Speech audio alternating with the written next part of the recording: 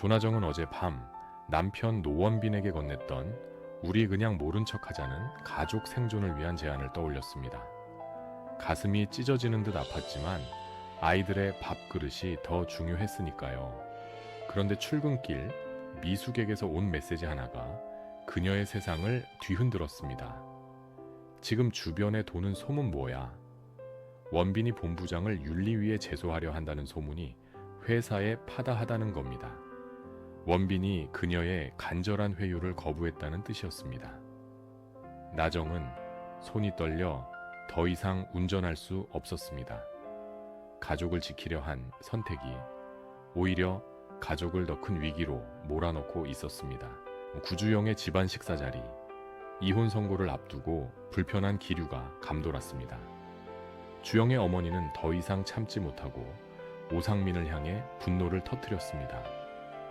톡 까놓고 말해서 오서방이 그 변태 같은 취미만 안 가지고 있었어도 일이 이렇게 됐겠냐고요? 오상민의 비밀이 결국 모든 불행의 근원임을 지적했습니다. 상민의 어머니는 아들을 변태 취급하는 말에 누굴 변태 취급하는 거예요? 라며 울부짖었고 상민은 엄마 그만을 외쳤습니다. 주영은 그 모든 상황을 차갑게 관찰했습니다. 결국 이혼은 아이를 갖지 못한 문제가 아닌 서로의 외로움과 숨겨온 진실의 문제였습니다. 그녀는 비로소 이 관계를 놓아줄 용기를 얻는 듯 했습니다. 원빈의 제소 소식은 조나정에게 깊은 배신감과 혼란을 안겼습니다. 왜 내 말을 듣지 않았을까? 우리 가족은 어떻게 되는 걸까? 그녀는 화장실 거울 앞에서 굳은 얼굴을 한 채 자신이 원하는 것이 무엇인지 스스로에게 물었습니다. 아이들의 평안한 일상일까? 아니면 남편의 올곧은 양심일까? 답을 찾지 못한 채 다시 사무실로 돌아온 나정의 눈빛은 흔들렸습니다. 모두가 그녀를 쳐다보는 것 같았습니다. 그 시선 속에서 나정은 자신이 진실을 외면하려 한 아내라는 낙인이 찍힌 것만 같아 괴로웠습니다. 오상민의 어머니가 울부짖는 소리는 주영의 가슴에 비수처럼 박혔습니다.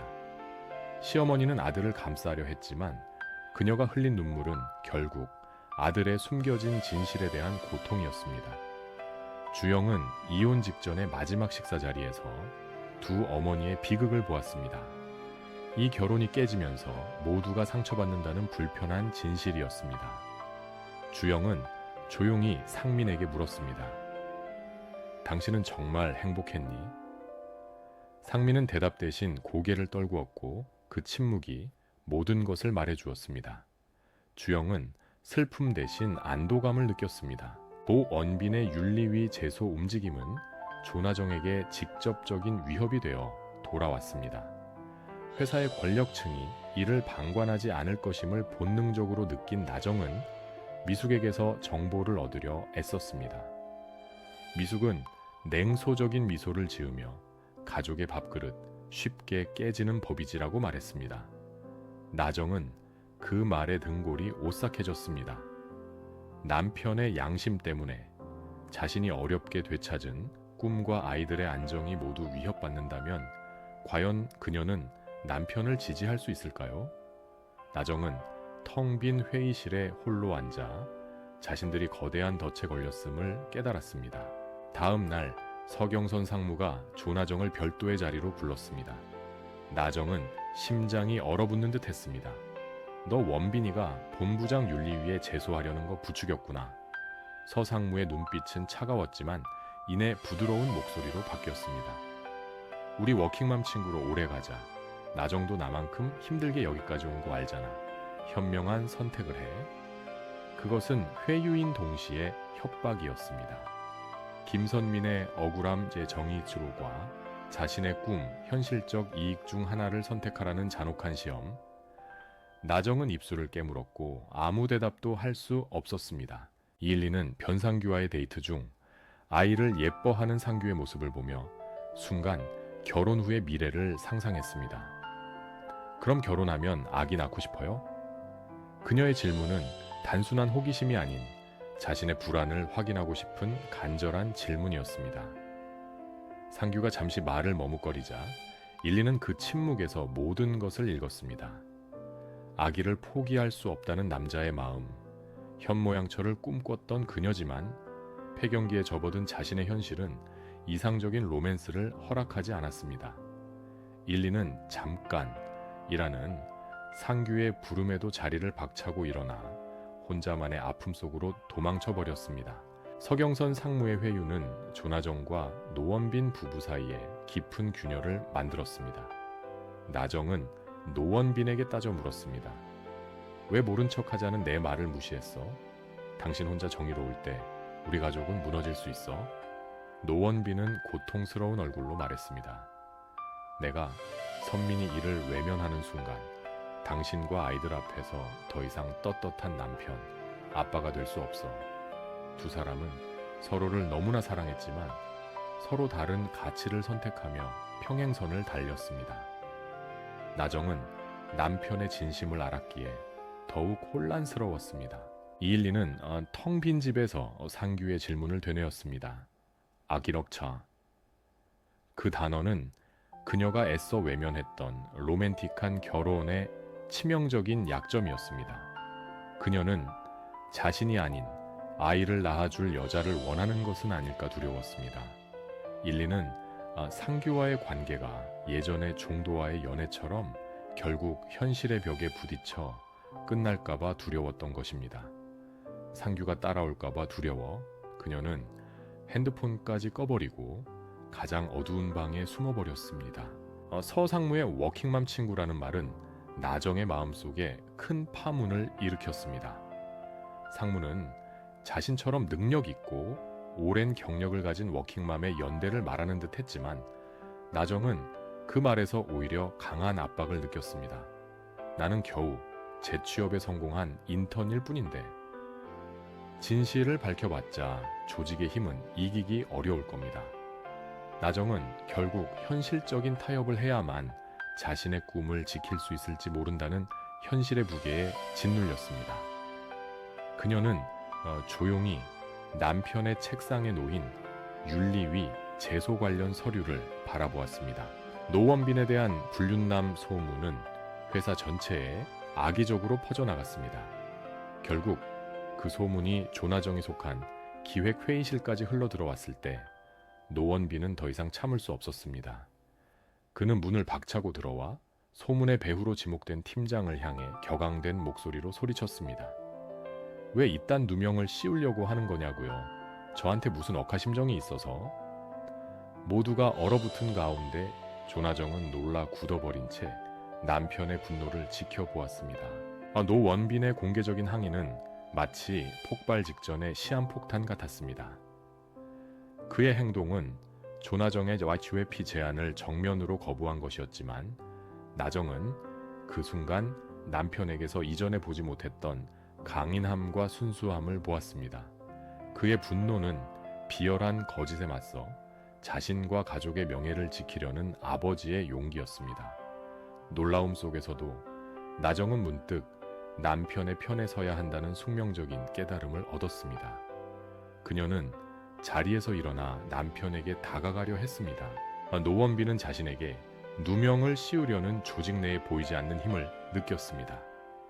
그는 팀장을 붙잡고 진실을 요구했지만 팀장은 비열한 미소와 함께 나는 모르는 일이라며 발뺌했습니다. 노원빈의 눈에는 회사라는 조직이 거대한 침묵의 카르텔로 보였습니다. 진실을 원하는 자는 매장당하고 거짓을 덮으려는 자가 승리하는 곳. 그는 이 싸움이 팀장이 아닌 그 뒤에 숨은 거대한 권력과의 싸움임을 직감했습니다. 구주영은 오상민과의 이혼을 최종적으로 결심한 후 자신의 삶을 되돌아보았습니다. 아이를 가지려는 집착이 오히려 결혼 생활을 파국으로 몰아넣었습니다. 그녀는 사무실에 앉아 자신이 지키고 싶었던 완벽한 삶은 이미 오래전의 허상이었음을 깨달았습니다. 이제는 남들의 시선이 아닌 자신의 내면의 목소리에 집중해야 할 때, 주영은 이혼 서류에 서명하며 오랜 짐을 내려놓는 듯한 해방감을 느꼈습니다. 그리고 이젠 정말 홀로 설 준비를 했습니다. 변상규는 이일리가 걱정되어 그녀의 집 앞에 찾아왔습니다. 일리는 애써 쿨한 척 문을 열었지만 상규는 그녀의 퉁퉁 부은 눈을 보았습니다. 상규는 아기 문제 때문에 도망친 거 아니? 라고 직접적으로 물었습니다. 일리는 눈물을 흘리며 고개를 끄덕였습니다. 나는 더 이상 엄마가 될 수 없어. 상규는 그런 일리를 조용히 안아주며 말했습니다. 내가 원하는 건 당신이지 아기가 아니야. 그의 따뜻한 말 한마디는 일리가 평생 꿈꿔온 로맨스보다 더 큰 울림을 주었습니다. 노원빈의 공개적인 항의 후 회사의 압력은 더욱 거세졌습니다. 조나정은 불안에 떨며 원빈을 말렸습니다. 제발 멈춰. 우린 당신의 정의로움만으로는 살 수 없어. 하지만 노원빈은 이미 결심한 듯 했습니다. 그는 김선민의 억울함과 자신의 명예를 회복하는 것이 가족을 지키는 또 다른 방법이라고 믿었습니다.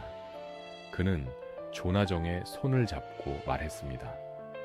당신과 아이들을 부끄럽게 만들 순 없어. 나정은 결국 남편의 용기를 인정할 수밖에 없었습니다. 이혼을 공식화한 구주영은 우연히 아트센터에서 일할 때 도움을 받았던 남자를 다시 만났습니다. 그 남자는 그녀에게 조심스럽게 커피 한 잔을 제안했습니다. 주영은 처음에는 망설였지만 포춘 쿠키에서 나왔던 틀을 깨세요. 새로운 만남이 당신을 기다립니다. 라는 글귀를 떠올렸습니다. 주영은 환한 미소를 지으며 제안을 수락했습니다. 오랜 시간 억눌려왔던 그녀의 삶에 마침내 새로운 희망이 스며들기 시작했습니다. 그것은 진정한 완생을 향한 첫걸음이었습니다.